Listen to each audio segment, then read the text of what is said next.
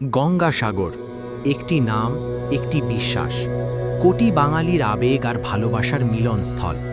প্রতি বছর লক্ষ লক্ষ মানুষ হিংসিত উপেক্ষা করে একটুখানি পুণ্যের আশায় ডুবদান গঙ্গার জলে।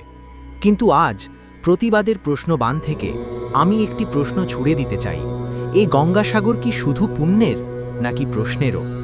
যেখানে বিশ্বাস আছে সেখানে দায়িত্বও থাকা উচিত নয় কি? ভিড়ের চাপে প্রাণ হারানো, নোংরা জল, প্লাস্টিক, অপরিকল্পিত ব্যবস্থাপনা, এসব কি আমাদের ঐতিহ্যের অংশ? আমরা গঙ্গাকে মা বলি, কিন্তু মায়ের শরীরেই আমরা আবর্জনা ফেলি। এটা কি ভক্তি নাকি দায়িত্বহীনতা?